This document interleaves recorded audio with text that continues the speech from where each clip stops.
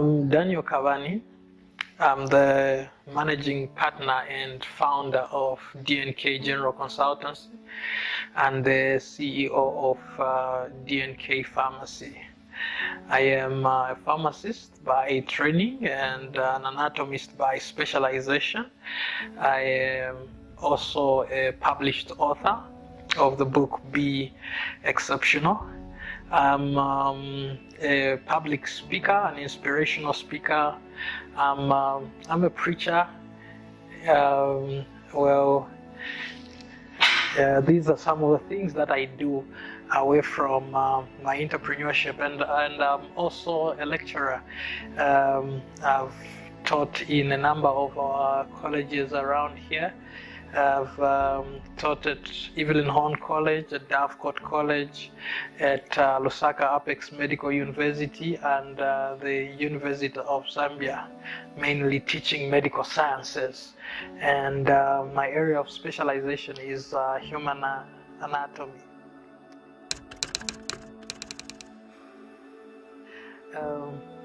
D&K General Consultancy is a consultancy that looks at three different aspects. So we have three wings to the consultancy, which is education, research, and entrepreneurship. Under education, mainly our area of interest is medical education. So we focus on medical education, where we mentor medical students in the basic sciences. This is anatomy, physiology, pharmacology, and pathology. So these are the four that we mainly focus on, because from personal experience I came to realize that most of the medical students, these are the courses that challenge them. Away from that, we also actually help to mentor and coach intern doctors and intern pharmacists, and mainly in this we focus on the doctors and pharmacists that have been trained outside Zambia, and especially non-English speaking countries. So those trained in non-English speaking countries, from China to Cuba and many other countries, when they come in, they're often challenged to adapt their knowledge to the Zambian setting of practice, mainly because they have been learning their medicine, their pharmacy in foreign languages. So to adapt this becomes a challenge, and therefore most of them would be challenged to be registered, because they have to sit in for exams and they have these things that they have not translated into English. So as a consultancy, we offer them support and mentorship in that line. We also help non-medical personnel that find themselves teaching medical students, because one may specialize in biochemistry, one may specialize in psychology, and they may end up finding themselves in a medical school teaching medical students. The challenge will be how to contextualize their knowledge, their specialization to these medical students who want everything should be taught in the human anatomy and physiology context. So we actually run crash programs in which we orient these faculty members to the teaching of medical students. Then on the front of entrepreneurship, we offer consultancy to our area of focus mainly are SMEs and startups, because this is where we see the gap. Mostly startups don't have somebody to mentor them. They don't have somebody to advise them on where to invest, how to invest, how to make a business plan, how to come up with a financial model, how to make a company profile, okay, where to source funding. So we have a program that we run which is called the Zambia Entrepreneurship Mentorship Program. Okay, and under this program we train them on different aspects of business, right from picking a business name to registration, to having a health cash flow, and many of all these things. So we run a program for 6 weeks in which we train them, and after that 6 weeks, some of the the business ideas they would have come up with, because after the 6 weeks, each one of them should have actually registered a business or a company. So we'll get some of the startups and actually fund them for them to begin running as a business. And away from that, we also then link them to mentors, those that are already established in the field of their interest. We link them to them for mentorship. So it means they will not walk this path of entrepreneurship alone, because there's somebody to mentor them. So that's the program we are running on entrepreneurship. But I should say we offer consultants on many other aspects to corporate institutions and to individuals in business, from marketing and many other aspects of business. And then from the research side, we focus both on traditional research and applied research. Now, traditional research is academic research, so we help out our clients by offering technical support to their research throughout all the stages of the research process. Okay, and on the applied side of research, we work with the institutions that are conducting research and offer them technical support. And this goes to the social sciences, it goes to the natural sciences, it goes to the medical sciences. It is because we operate as a consortium. DNK Consultants is actually a consortium of consultants. So we have a pool of consultants from different fields, from medicine to engineering to education to psychology to the humanity courses. It is a consortium, and we have over 30 consultants affiliated with us, and that is actually the pool that helps us to handle the projects that we have and to offer consultancy in that line. So this is what happens and what we do as DNK General Consultancy. Well, this business is actually formally I would say it is young, because it is 6 months old. But in doing consultancy, it is something at a personal level, it is something that I've been doing for a while. And how the motivation came in is because as a kid I've always had a passion to share information and a passion to offer solutions. So I can still remember very well that when I was a kid in primary school, because I often used to read very widely, so I would say most of the times I was a step ahead of my peers. When they would have problems, they would come and ask me for solutions, and I would think through and give them solutions, sometimes on their social issues or on the academic issues. It's the same thing that continued through high school.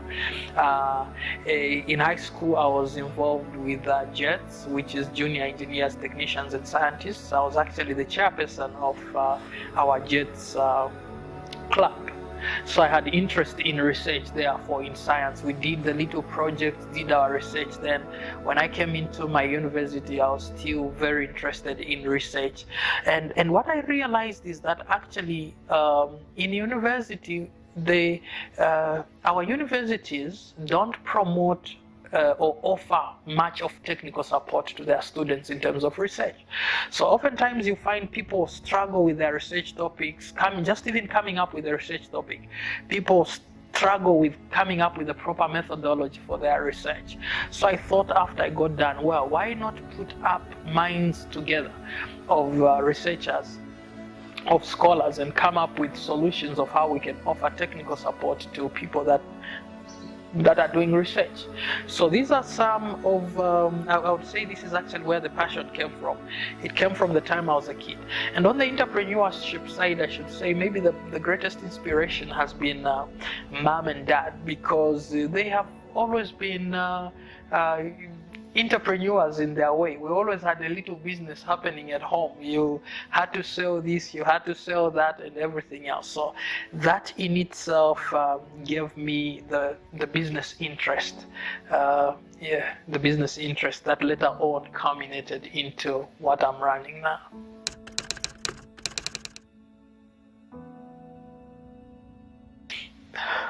Well, for young people that might be interested in entrepreneurship, I should say that we need to break the myth.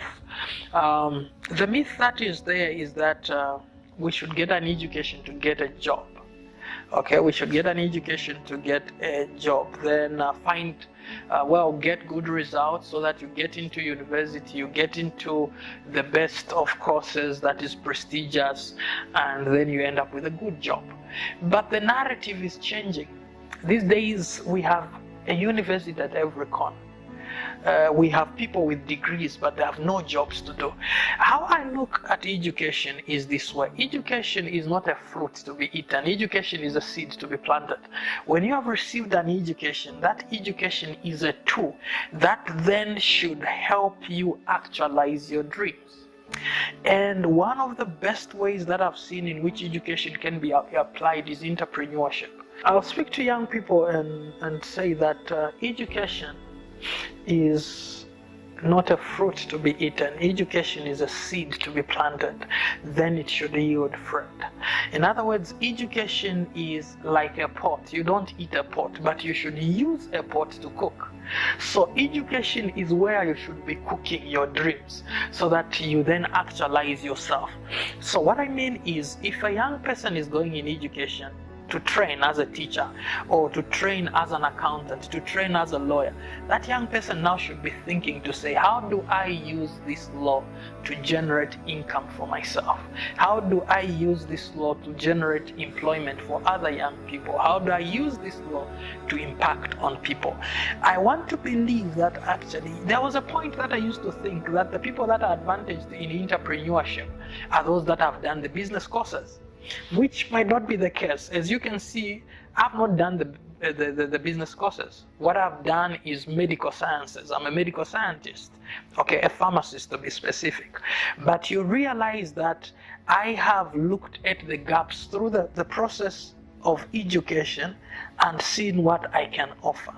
So every young person should look and say, okay, from the education that I've gotten, now education is very important, but then the question is this: from the education that I have gotten, what problem does it help me solve?